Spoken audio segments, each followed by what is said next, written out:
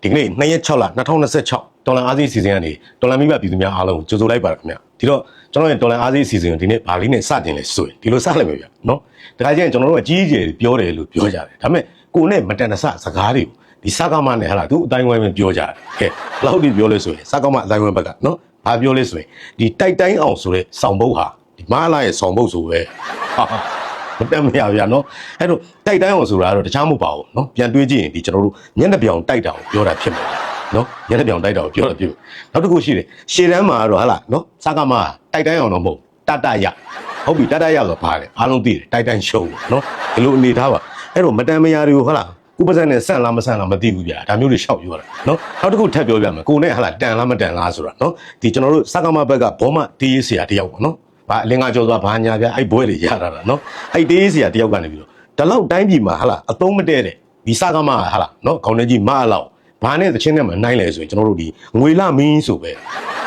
ဲနော်ငွေလမင်းတဲ့ဒါတော့ဘာမှသုံးမရတဲ့လူအဲ့တော့တခုတော့ရှိပါတယ်ဒီသူကတော့သချင်းထဲမှာငွေလမင်းဆိုပြီးတော့ခိုင်းနိုင်လိုက်တယ်ဒါပေမဲ့ဒီငွေလမင်းကိုကျွန်တော်တို့ဒီအဖျားဆော့လိုက်မယ်ဆိုရင်တော့ဒီလိုထွက်တယ်ဗျငါလမကြီးနော်ငါလမကြီးပဲမိုက်တော့ပါနော်ပညာပါတယ်နော်ပညာပါတယ်ကိုရှန်ထွက်ကနော်သချင်းတွေကိုမလောက်နှိပ်ကုတ်လိုက်တာနော်ငွေလမင်းဆိုတော့ငါလမကြီးပေါ့နော်ဒိတ်ပေကဒီတော့ဒီငါလမကြီးဟာငွေလမင်းပေါ့နော်ငွေလမင်းကိုဒါကျွန်တော်ဒီအလင်းကကြောသွားတေးစရာတယောက်ကရေးလိုက်တာသူပညာတော့တော်တော်ပါတယ်ခုနပြောသလိုနော်ဘာကြောင့်လဲဆိုရင်တလုံးချင်းကိုပြောရမယ်ဆိုရင်ငါငွေပေါ့နော်ငွေဆိုတာကရွှေတဲ့နေသူကဒုတိယနေရာအဲ့တော့မလာကိုသူကဒုတိယနေရာလို့ပြောလိုက်တာပေါ့နော်ဟာပညာပါတယ်နောက်တစ်ခုထပ်ပြောမယ်နော်ငွေလဟုတ်ပြီလဆိုတော့ကိုပိုင်လင်းအောင်မရှိဘူးနေရဲ့အလင်းအောင်တွေမှာသူကအလင်းအောင်ရတာဒါဆိုရင်သူပြောချင်တာမလာကြီးကဒီရှီချင်းဖြစ်ရင်တော့ဟာလာပူတင်တို့ရဲ့အယောင်နဲ့ဟာလာသူကစိန်နကန်းနဲ့ပါပြအောင်တယ်နော်ဒါမျိုးပြောချင်အဲ့တော့ထပ်ပြောရရင်ဟာလာဒီငွေလမင်းဆိုတဲ့တခြင်းရဲ့အတိတ်ပဲအားလုံးကိုခြုံလိုက်ရင်ဘယ်လိုလဲနော်အတိတ်ပဲကတော့ကိုပိုင်အလင်းမရှိလို့ဟာလာဒီရုရှားတို့တရုတ်တို့အားကိုးနေဟာလာနော်မလာအယောင်ထွက်နေတယ်ဆိုပြီးတော့ဒါတင်စားလိုက်တယ်နော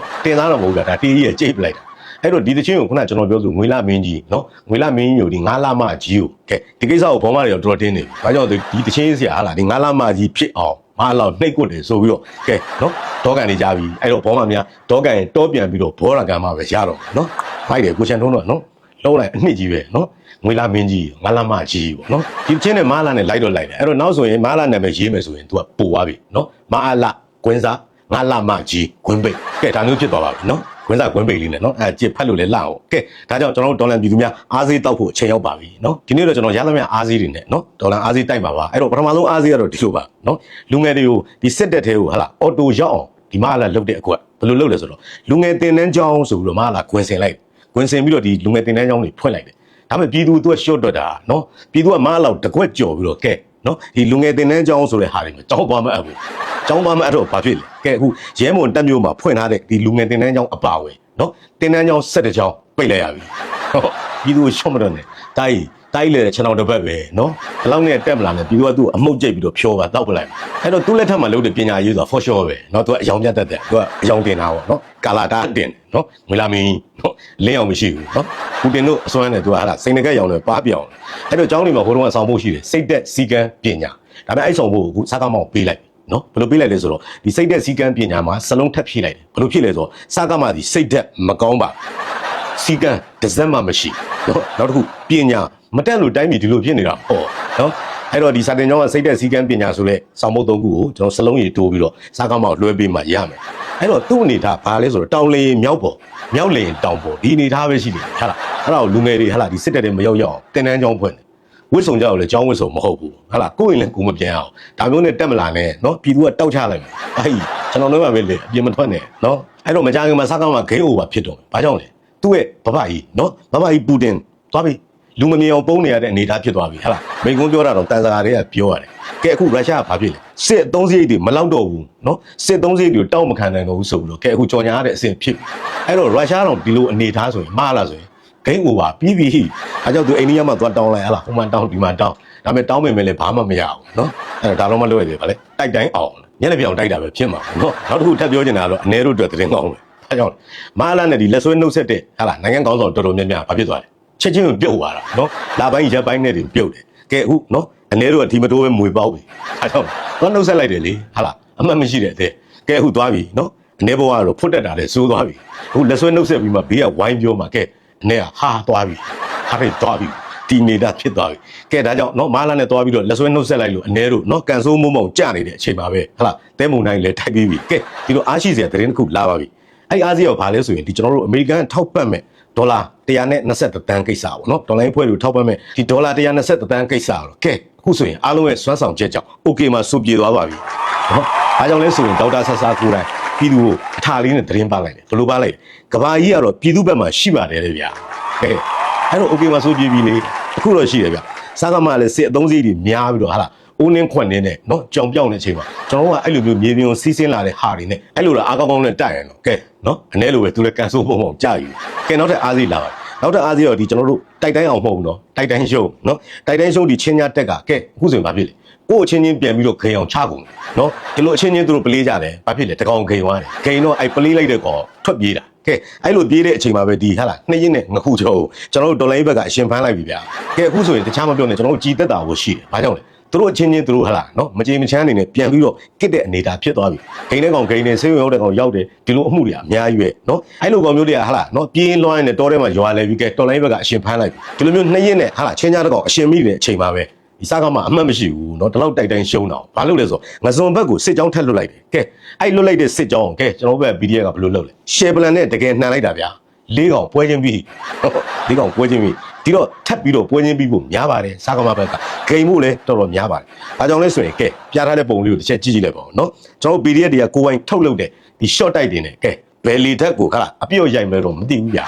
ကဲနေထားတော့လေတက်နော်ကဲငှက်တိုက်တယ်အနေခတ်မဲ့ပုံပဲအဲ့တော့တော်လိုင်းဘက်ကစတင်ပြစ်ခတ်ဖို့ပြင်ဆင်ပြီးပြီပြည့်ုံပဲကြံတော့တယ်နော်ဘယ်ငှက်တိုက်ထိမလဲတော့မသိဘူးအဲ့ဒါတော့မကြမီလာမီမျောပေါ့ဗျာနော်လာပါလိမ့်မယ်နော်ခါခါညိုးဆိုလာပါလိမ့်မယ်ရွှေကြီးညိုးလာပါလိမ့်မယ်ခင်ဗျနော်ကျွန်တော်အားလုံးပြင်ဆင်ပြီးပြစ်ဖို့ပဲကြံတယ်ကဲဒီလိုသတင်းနေနဲ့အတူဟာလားစားကားမှလက်ရှိမှာတော်တော်ကန်ဆိုးမှုပေါက်ကြံတယ်ဘာလို့ဘာမှမအောင်မြင်ဘူးဟာလားသူတို့အောင်ပါလေးတောင်ဖြောင်းဖြောင်းတန်းတန်းသူတို့မရောက်နိုင်ဘူးမဖွင့်နိုင်ဒီလိုအချိန်မှာပဲဟာလားစားကားမှအောင်ပါလေးတောင်မှမအောင်ပါလေးဖြစ်နေတဲ့အချိန်မှာရခိုင်ပြည်နယ်မှာကတော့ကဲအာရခတက်တော် AA ကဒီရခိုင်မှာရှိတဲ့ပြည်သူတွေအတွက်အာရခထီစတင်ပြီးတော့ရောင်းချနေပါပြီနော်ကဲကန်ဆိုင်လိုက်ကြအောင်ဒီတော့ဟာလားရခိုင်မှာဒီလိုမျိုးအာရခထီကောင်ရောင်းနေရတဲ့အချိန်ဆိုတော့ခံမှန်းကြည့်လိုက်ပါနော်မြေကြီးကိုလက်နဲ့ပို့ရင်တော့လွဲမယ်ဒီခံမှန်းချက်ကတော့မလွဲနိုင်ဘူး။ဘာကြောင့်လဲ။ရခိုင်မှာဒီလိုအနေထားဆိုရင်ကဲစားကောင်းမှာဘလောက်ထိဟလာကြာရှုံးပြီးတော့ဘဝတုံးနေပြီလဲဆိုတာသိကြပါတယ်နော်။ဒါကြီးနေတာအောင်မှာအရကတိပဲရောင်းနေပြီ။နော်။ဘာဖြစ်ဟိုမှာအိန္ဒိယမှာလိုက်တောင်းလို့ကောင်းတော့နော်။ခွင်သွားရတော့အဲ့တော့တနိုင်ငံလုံးအတိုင်းတာမှာဟာလားစားကောင်းမှာဒီပွဲတိုင်းရှုံးတယ်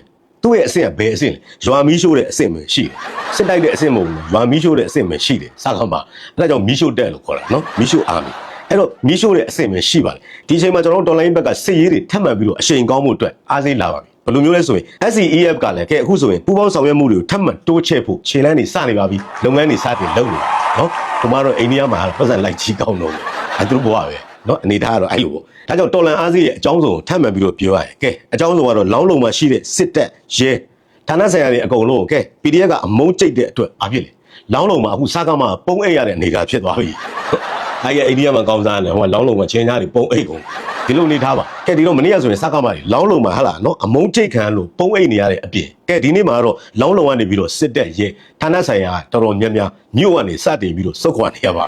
ါမျိုးလို့ကျွန်တော်ကအဟုတ်တော်မှာနော်ရုပ်လာတာကိုကဲအခုလောင်းလုံမှာစတင်ပြီးတော့စုတ်ခွာနေရပြီတလောက်ဟာလားစကားမစီစစ်ရှုံးပြီးတော့စုတ်ခွာနေရတာသူတို့အမှတ်မရှိတဲ့သေးနော်3-5တဲ့ခွဲတာတော့ရှိမှာမဟုတ်ဘူးဒီလိုမျိုးစစ်ရှုံးပြီးတော့ဟာလားစုတ်ခွာနေရတဲ့အချိန်မှာပဲစကားမဘာလို့လဲအုပ်ဖို့ဘက်ကိုစစ်ကြောင်းထက်လွတ်တယ်ဗျာနော်ဂိမ်းရင်တော့လွတ်ပေါ့နော်အဲ့တော့အုပ်ဖို့ဘက်ကိုစစ်ကြောင်းထက်လွတ်တယ်အဲ့တော့အုပ်ဖို့ဘက်ကိုစစ်ကြောင်းထက်လွတ်တော့ဘာဖြစ်လဲအဲ့ဒီမှာရှိတဲ့ PDF ဘက်ကထက်လွတ်တော့ဘယ်လိုလုပ်လဲထက်တွေ့လိုက်တယ်အဲ့လိုထက်တွေ့တော့ကဲချင်းညာတော်တော်များများမျက်နှာငယ်လေးနဲ့ထပ်ပြီးတော့စုပ်ခွာပြန်ဟုတ်ရေလုံးနဲ့စုပ်ခွာမယ်မသိဘာလို့တက်လာလ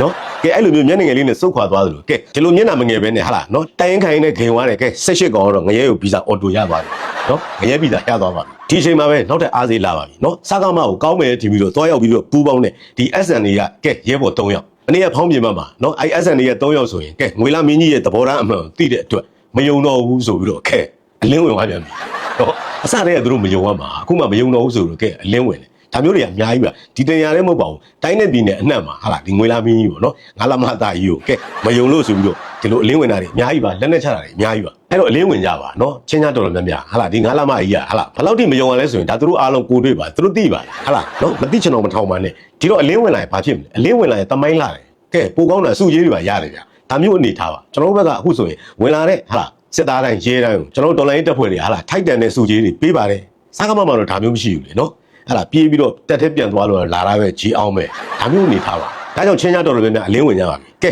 ဒီလိုအလင်းမဝင်ဘာဖြစ်မလဲဒီလိုအလင်းမဝင်တဲ့အတွက်ကဲတော်လိုင်းဘက်ကအတင်းကျုံလိုက်တဲ့အတွက်ကဲမနေ့ကမင်းတို့မှာချင်းကြအကောင့်20ကျော်ဂိမ်းသွားပြီဒီလိုအကောင့်20ကျော်ဂိမ်းပြီးတဲ့ပြင်ကဲစကားမှဘက်ကဘာဖြစ်လဲအုပ်ဖို့မှာအဟုတ်ငိုပြီးတော့ကဲ18ကောင်ပွဲချင်းပြီးသွားသလိုရွှေဘုံမှာချင်းကြတယောက်အလင်းဝင်တယ်အမျိုးမျိုးအနေနဲ့မှာလဲဟာလားတချို့တန်ဝေးကားရတဲ့ချင်းကြတွေလက်နဲ့ချတယ်အလင်းဝင်ကြတာရှိသလိုစကားမှတိတ်ပြီးတော့အပျော်ကျူးတယ်ကဲအခုဆိုရင်မော်လူးနဲ့အင်းတော်မှာအပုံလိုက်အုပ်လိုက်ချင်းညာတွေစတင်ဂိမ်းနေပါပြီလို့အားစင်းနေနဲ့တင်ပြရင်နောက်လာမယ့်ဒေါ်လာအားစင်းစီတယ်မှာကျွန်တော်တို့ပြန်လည်စုံစည်းကြမယ်ခင်ဗျာအားလုံးကျေးဇူးတင်ပါတယ်ခင်ဗျာ ဟုတ်ကဲ့ subscribe ကိုနေခေါင်းလုံးကိုနေပေးချပေးကျွန်တော်ဗီဒီယို